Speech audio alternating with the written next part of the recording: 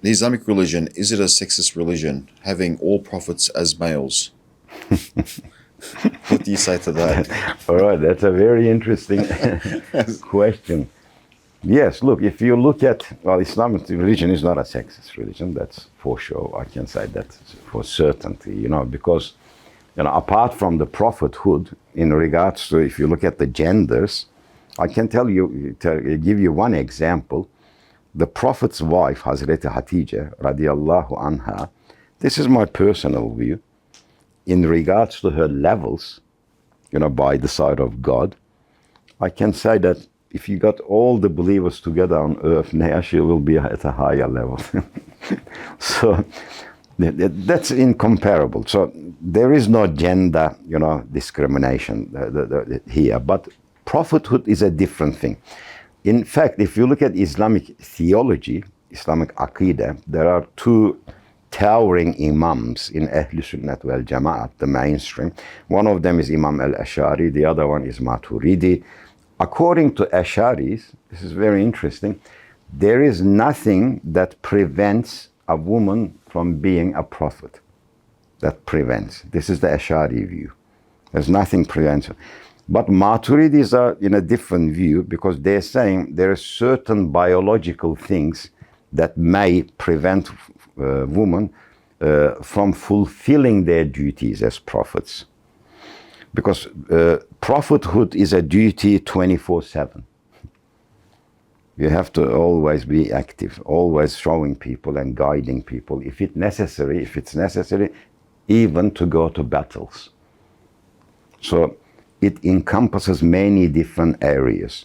So when you look at a woman, biologically, she might not be suitable for that duty. At certain times, periods of the month, they cannot pray, they cannot fast, as you know.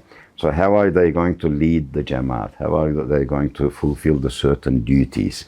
So Maturidis fought that way, but Ash'ari says there's nothing preventing them.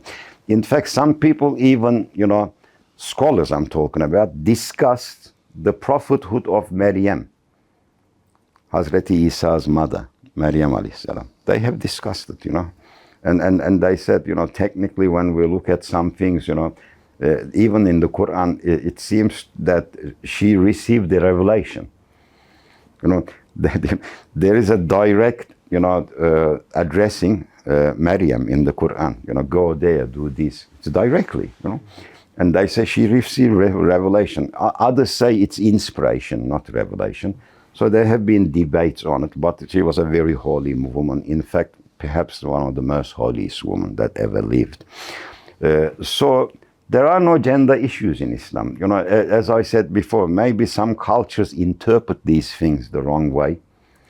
And their cultural backgrounds mixed with Islam, Islamic understandings. This can happen too, People ask that everywhere, Like in some parts of the world, Muslim countries, they don't allow, girls to even go and educate themselves.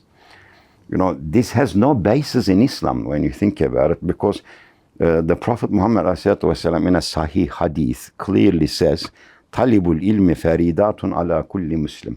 The educating yourself, learning knowledge is compulsory.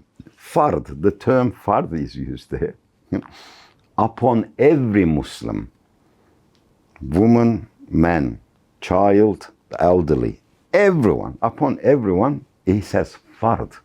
So there is no discrimination there.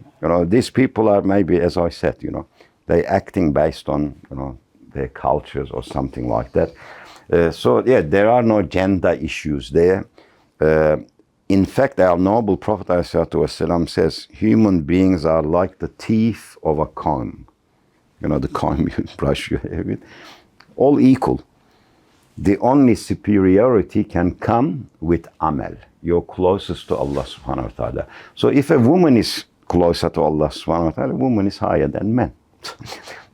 There is no question about that. So you can't say, there's gender discrimination in Islam. I don't think so. Prophethood is a little bit of a delicate issue, but even scholars even discuss that as well.